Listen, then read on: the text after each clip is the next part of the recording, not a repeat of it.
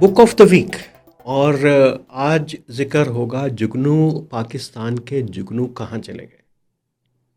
میں واقعی کوئی استعاراتی علامتی بات نہیں کر رہا، بلکہ حقیقی جگنو کی بات کر رہا ہوں۔ اور آج کتاب تو نہیں، ایک تحقیقی مقالہ جو ہے وہ زیر بحث ہے۔ میں نے کہا کہ اس کا تعارف کروایا جائے۔ کیا ہی خوبصورت عنوان ہے، اور بڑا دل خوش ہوا کہ پاکستان میں بھی کیا بہتر کام ہو رہا ہے، اور ایسے پہلو جن کی طرف ہماری توجہ نہیں جاتی، ان کے اوپر بھی جو نئے ریسرچر ہیں، اسکالرز ہیں، وہ کام کرنا شروع ہو گئے ہیں۔ تو کتاب تو ہے لاہور کے جگنو، اور کہ لاہور کے جگنو گئے کہاں، اور لاہور والوں کو پرواہ بھی نہیں ہے کہ ان کے جگنو کھو گئے ہیں، اور لیکن ان کو معلوم نہیں کہ وہ کھوئے کیسے، اور نہ ہی ان کے اندر کوئی چاہت ہے لاہوریوں کے اندر کہ وہ کھوئے ہوئے جگنو واپس لا سکیں۔ تو جی، تحقیقی مقالے کا عنوان ہے where have all the jugnus gone, study of Lahore's last fireflies. یہ ایک ریسرچر ہیں تبریز بخاری صاحب، اچھی تحقیق کی، اور انہوں نے سائنسی حوالے سے جو ہے کافی چیزیں اس کے اندر کور کی کہ یہ ہوا کیا لاہور کی جو فائر فلائز کے خلاف کے متعلق، کہ یہ جگنو چلے کہاں گئے۔ پورا بیک گراؤنڈ بتایا، لاہور کی ہسٹری کے حوالے سے بھی بات کی، اور انہوں نے بتایا کہ یہ کس طریقے سے امپورٹنٹ تھی ہمارے اربن لائف کے اندر، جو لاہور کی اربن لائف کے اندر ان کی کتنی امپورٹنس تھی۔ اور یہ کہ یہ جو اب بہت ساری بیماریاں اور کینسر پاکستان میں جو پھیلتے چلے جا رہے ہیں، کیا آپ کو پتہ ہے کہ وہ جگنوں کے غائب ہونے کی وجہ سے ہے؟ اور وہ اس لیے کہ بہت سارے جو ہماری مٹی کے اندر اور فضا کے اندر جو کیمیکلز ہیں، اور بہت سارے ایسے حشرات الارض ہیں جو جگنوں کی خوراک تھیں، اور جو ان کیمیکلز کو، ان مادوں کو، ایسے بگز کو جو ہے وہ کنزیوم کرتے تھے، اور ایک قدرتی طور کے اوپر فضا کو، زمین کو جو ہے وہ صاف رکھنے کی کوشش کرتے تھے۔ یہ اسی طرح ہی ہے کہ جیسے ہم گدھ کے بارے میں بات کرتے ہیں، راجہ گدھ کی بات نہیں کر رہے، ہم گدھوں کی جو ہے وہ پہلے پاکستان کے مختلف حصوں میں آسمان کے اوپر گدھ نظر آتے تھے دن میں، اور جہاں پہ ان کو کوئی ڈیڈ باڈی نظر آتی تھی، کوئی جانور مرا ہوا آتا تھا، وہ ایک صفائی کرنے والے پرندے کی طرح آتے تھے، اپنی خوراک کا حصہ بناتے تھے، اور نیچرل طریقے سے کام کر کے چلے جاتے تھے۔ جو گدھ کام جو ہے وہ رات کو کرتا تھا، جگنو اپنی خوبصورتی کے علاوہ، روشنی دکھانے کے علاوہ، بچوں کا دل بہلانے کے علاوہ، آپ کے ذوق کی تسکین کے علاوہ، وہ اس کا کام یہ بھی تھا کہ وہ آپ کی زمین کو جو ہے، اور ہماری فضا کو، رات کے اندر جو نقصان پہنچانے والے اجزاء ہیں اس انوائرمنٹ کے اندر، ان کو جو ہے وہ صاف کرتا تھا۔ تو کیا دلچسپ بات ہے، لیکن انہوں نے کہا کہ یہ جگنو اصل میں کھوئے اس لیے ہیں لاہور والوں سے کہ اربنائزیشن ہو گئی ہے، اور انہوں نے پہلے جگنو کو رہنے کے لیے جو ہے وہ چاہیے ہوتی ہے جگہ تھوڑی سی نم، جہاں پہ کوئی سبزہ ہو، ہریالی ہو، تو وہیں پہ وہ جو ہے گرو کر سکتا ہے۔ پارکس کے اندر، میدانوں میں، نہر کے کنارے۔ نہر آپ کو پتہ ہے لاہور کی کتنی پختہ ہو گئی، اور کتنی ٹریفک ہے وہاں پہ، رات پوری 24 گھنٹے ہی سمجھیے کہ دھواں دھار ایک ماحول ہے پکی نہر کے اوپر، اور دھواں دھار ماحول میں کیسے جگنو جو ہے پنپ سکتے ہیں۔ پارکوں کی حالت بھی جو ہے وہ ہمارے سامنے ہے۔ پھر یہ کہ ایکسیسو یوز آف پیسٹیسائڈ، یہ جو ہے ہم جو مچھروں کو مارنے کے لیے اور اس طرح کے سپرے ہوتے ہیں، اس کے ساتھ ساتھ ہم جگنوں کو بھی مار دیتے ہیں۔ اس میں بہت ساری چیزیں انہوں نے احتیاطی تدابیر بھی بتائی ہیں کیسے ان چیزوں سے بچا جا سکتا ہے، تو وہ بھی۔ اور یہ ایک اور بات، آپ نے باقی پولوشن کو، ایئر پولوشن کا تو سنا ہوگا، آپ نے باقی آلودگی کا، آبی آلودگی کا، ایک لائٹ پولوشن بھی ہوتی ہے، یعنی روشنی کی وجہ سے جو پولوشن پھیلتی ہے کہ ایک سفید کلر کی جو چہروں میں روشنی ہے، وارم کلر جو ہے غائب ہوتے جا رہے ہیں، اس کی چکا چوند جو ہے وہ انسانوں کے لیے تو ہے ہی ہے، اس کے امیج کو، ہماری نظر کو، ہماری آنکھ کو متاثر کرتی ہے، لیکن یہ کہ وہ جگنو بھی اس کی سفید لائٹ سے ایسے ہی بھاگتے ہیں جیسے جو ہے وہ آ، آ، کوئی آ، ایسی چیز بھاگتی ہے جو اس کو ناپسندیدہ ہو۔ تو یہ اس کے اندر ایک بڑا ہے کلائمیٹ چینج، ظاہر ہے کہ جہاں آج کل ڈبیٹ ہی کلائمیٹ چینج کی ہے کہ کیسے کیسے یہ اثر ڈال رہی ہے۔ پھر یہ کہ بایو ڈائیورسٹی، یہ بھی ایک بڑا، آج کل تو حکومت جو ہے جہاں پہ سڑک بنائے جو بھی کرے، اور وہاں پہ وہ جو ہے عرب سے کھجور کے درخت لا کے اور ایسے ایسے عجیب و غریب درخت لا کے لگا دیتے ہیں جن کا ہمارا کوئی تعلق ہی نہیں ہے ہماری زمین کے ساتھ، بایو ڈائیورسٹی کے ساتھ۔ تو وہ آ، بھی جو ہے نیچرل جو حشرات ہیں، جگنو ہیں، تتلیاں ہیں، ان کے لیے بہت ہی خوفناک ہیں۔ یہ جگنو تتلیاں ہمارے خوبصورتی کے لیے تھے، ہمارے ارد گرد تھے، ہمارے ماحول کا حصہ تھے، وہ غائب ہو گئے ہیں، لیکن ہمیں جو ہے وہ پتہ ہی نہیں چل رہا، اور ہم ایسے ایسے پودے اور درخت لے کے آ رہے ہیں جو ان کے دشمن ہیں، اور بجائے اس کے کہ ہم دیکھتے ہیں کہ کون سے ایسے چنبیلی، موتیا، گلاب اور ایسی کون سی جھاڑیاں اور جڑی بوٹیاں اور پھول ہیں جن سے ہم دوبارہ سے جو ہے ماحول کے اندر وہی رنگا رنگی خوبصورتی پیدا کر سکتے ہیں جو ایک دور میں پاکستان کے اندر اور لاہور شہر کے اندر تھی۔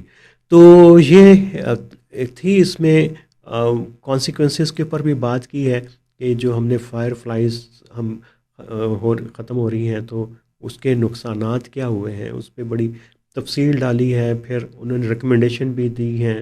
کہ کیسے ان کو ریسٹوریشن اور پروٹیکشن کی جائے، لائٹ پولوشن کو کیسے کیا جائے، اور وہ نیچرل جو ڈارکنیس ہے ایٹ نائٹ وہ کچھ ایریاز کے اندر ہونی چاہیے جہاں پہ جو ہے جگنو جو ہے وہ آپ کو چمکتے ہوئے بھی نظر آئیں تاکہ وہ زندہ بھی رہ سکے، اس کے پاس اپنی لائٹ ہے تو اس کی لائٹ جو ہے اس کے پاس اس کی لائٹ رہنے دیں۔ اور بہت ساری انٹرسٹنگ ہے، ریڈکشن آف ریگولے restricted resolution and eco friendly pest control, pesticide کے حوالے سے پبلک اویئرنیس، یہ تمام چیزیں بڑا ضروری ہیں۔ کبھی موقع ملے تو ضرور پڑھیے گا، اور کہ لاہور کے ماحول کو، لاہور کے شہر کو، اس کی خوبصورتی کو کیسے جگنوؤں کی کمی نے جو ہے وہ نقصان پہنچایا۔ چلیں، جگنو کی بات تو ختم ہوئی، اور جگنو تو کھو گئے، لیکن ہم اپنے جو جذبات ہیں اور جذباتی اقدار ہیں، سماجی اقدار ہیں، اس سے بھی ظاہر ہے کہ محروم ہوئے ہیں۔ اور جیسے جیسے ہم ترقی کرتے ہیں، جو انفلوئنسز ہیں باہر سے، انٹریکشن سے، مختلف تہذیبی، وہ ہمارے رویوں کو، ہماری اقدار کو بھی چینج کرتے ہیں۔ لیکن ایک پروسیس جو ہے وہ بہت ہی خوفناک ہے، اور وہ ہے نو آبادیاتی پروسیس، یعنی کالونائزیشن کا پروسیس۔ اور کالونائزیشن ہمیں پتہ ہے کہ جب برٹش ہندوستان میں آئے تو انہوں نے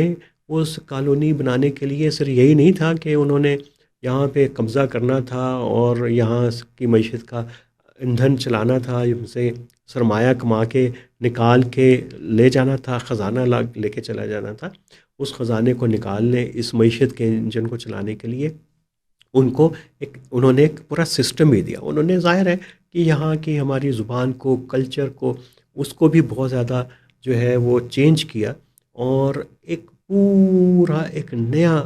سماج جو ہے برٹش کے آنے کے بعد اس خطے کے اندر بنا۔ اور اب ہم ایک مختلف سماج ہیں، یہ وہ سماج نہیں ہے جو انگریز کے آنے سے پہلے تھا۔ اور اس سماج کے اوپر ایک کتاب جو ہے اس کا تعارف میری نظر سے گزرا، اور مجھے افسوس ہوا کہ کتاب میں نے ابھی تک پڑھی کیوں نہیں۔ اور میری کوشش ہوگی کہ وہ کتاب حاصل کی جائے اور اس کے اوپر جو ہے تفصیل سے اس کے اوپر بات کی جائے. لیکن بہرحال یہ جتنا بھی اس کا ایک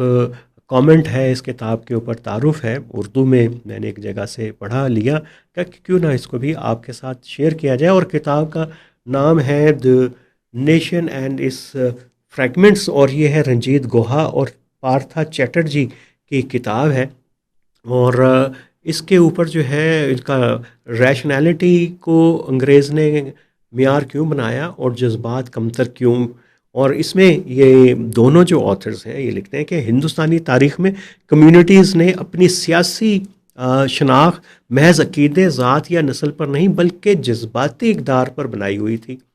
بھائی چارہ، وفاداری، قومی رشتے، لوک عقیدے اور مشترکہ ورثہ، گاؤں کی برادری، میلوں، مذہبی تہواروں اور لوگ رسومات میں ہندو، مسلمان، سکھ اور دیگر گروہ ایک ساتھ شریک ہوتے تھے. یہ اتحاد باہمی بھروسے، پڑوسداری اور مشترکہ یادداشت پر قائم تھا. مشترکہ یادداشت بڑا کی ورڈ ہے، اس کے اوپر بھی ہم کبھی ڈسکورس کریں گے، یعنی بات چیت کریں گے. اور یہی جذباتی اور سماجی جڑت برطانوی نوآبادیاتی طاقت کے لیے بار بار مزاحمت کا باعث بنی. انگریز نے جلد سمجھ لیا کہ جب تک یہ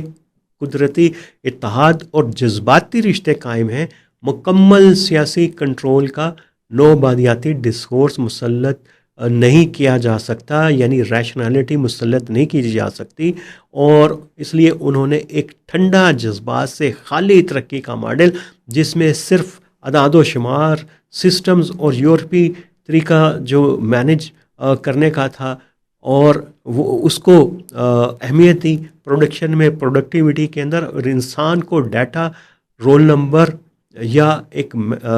مینیجیبل مشین بنا دیا. یہ عقل پرستی محض زبان یا کلچر تک محدود نہیں تھی، بلکہ ذہنی تربیت تھی کہ ترقی یافتہ ہونے کا مطلب ہے اپنی جڑوں، لوک یادداشت اور جذبات سے دور ہونا. لوگوں کو قائل کر دیا گیا کہ مغربی پیمانوں پر چلنا ہی عقل ہے اور جذبات محض کمزوری ہیں. جب کسی قوم کو اس کی زبان، رسومات اور محبت ہو جاتی ہے، اپنی شناخت اور تاریخ سے جڑنے والے رویوں سے اس کو محبت ہو جاتی ہے، اور اگر اس کو ڈی ہیومنائز کر دیا جائے تو وہ اپنے جذباتی حصے سے محروم ہو جاتی. اور آگے جو ہے چیٹرجی نے اور گوہا نے لکھا اس کے جیسا کہ فینن اور نگوگی واتھیونگو نے واضح کیا کہ یہ صرف جسمانی نہیں بلکہ ذہنی غلامی تھی. زبان صرف رابطے کا ذریعہ نہیں بلکہ جذباتی اور فکری خود مختاری کا ستون ہے، اور جب یہ ستون گرتا ہے تو مزاحمت کی جڑ بھی ہل جاتی ہے. یہ ذہنی اور نفسیاتی نوباتیات کا عمل تھا. انسان کو جذباتی شناخت سے کاٹ کر قابل نظم یونٹ میں بدل دینا، یہ اس کا کمال تھا. پارتھا چیٹرجی کے مطابق برصغیر کی تاریخ محض واقعات کا ریکارڈ نہیں تھی بلکہ درست اور غلط کے اخلاقی پیمانوں پر لکھی جاتی تھی. یہ پیمانے بھی انہیں جذبات اور برادری کے رشتوں سے جنم لیتے تھے. برطانوی دور میں میٹیریلزم اور یوزفلنس، پروڈکٹیوٹی، یہ نوآبادیاتی منطق نے اس اخلاقی بنیاد کو ہلا کے رکھ دیا، اور بعد کی تاریخ نویسی بھی اسی پیمانے پر چل نکلی. گرامچی کے مطابق ثقافتی بالادستی تب قائم ہوتی ہے جب ایک ڈسکورس اس حد تک نارملائز کر دیا جائے کہ لوگ اس کو سچ اور قدرتی مان لیں. جب لوگوں کو یقین دلا دیا جائے کہ عقل ہمیشہ کے لیے جذبات پر برتر ہے اور ترقی کا مطلب اپنی جڑوں سے کٹ جانا ہے. یوں وہ اپنی محبت اور زبان ترک کرنے لگتے ہیں، اور یہ ترک کرنا استعمار کی سب سے بڑی فتح ہے. یہ اقتباس کتنا دلچسپ اقتباس ہے، اس کی کئی چیزیں آپ کے سامنے آئی ہوں گی. اور یہ آرگومنٹ بہت ہی اہم آرگومنٹ اس لیے بھی ہے کہ پاکستان کے اندر جو ہے ڈی کالونائزیشن کا پروسیس ابھی کسی نہ کسی سطح کے اوپر چل رہا ہے. یہ جو ہمارے ہاں مزاحمتی تحریکیں ہیں، انسرجنسی ہے، انتہا پسندی ہے، دہشت گردی ہیں، یہ بنیادی طور کے اوپر اسی نوآبادیاتی جو نظام تھا اور اس کا ہمارا اپنے ڈسکنیکٹ ہوا تاریخ کے ساتھ، یہ اسی کی رویے کی وجہ سے اسی کے ٹکراؤ کی وجہ سے پیدا ہوا، کیونکہ اس وقت جو کسٹوڈینز ہیں نو بادیاتی نظام کی، وہ پاکستان کی اشرافیہ ہے، طاقتور اشرافیہ ہے، اور عام آدمی جو ہے ابھی بھی کہیں نہ کہیں جذبات کے ساتھ اور اس روایت کے ساتھ جڑا ہوا ہے، کسی نہ کسی سطح کے اوپر، مکمل طور پہ تو نہیں، جس کو پورا ٹرانسفارم کرنے کی کوشش کی تھی نو بادیاتی قوت برطانوی سامراج نے۔ تو ہم کوشش کریں گے کتاب حاصل کی جائے اور اس کے اوپر سیر حاصل جو ہے بات کی جائے۔ تو آج کے لیے اتنا ہی۔ تو آپ اپنے جگنوؤں کو کا خیال رکھیں، ان کو تلاش جاری رکھیں، ان کے لیے کنڈیوسیو انوائرمنٹ بنائیں، اور اپنے ذہنوں کو جو ایسے انفلوئنسز ہیں جو آپ کی شناخت کو بدلتے ہوں، آپ کے سماج کی ساخت کو بدلتے ہوں، اس سے بھی دور رکھیں۔ اور اس کے بغیر بھی ترقی کے بہت سارے ماڈل ہیں ترقی یافتہ ہونے کے، وہ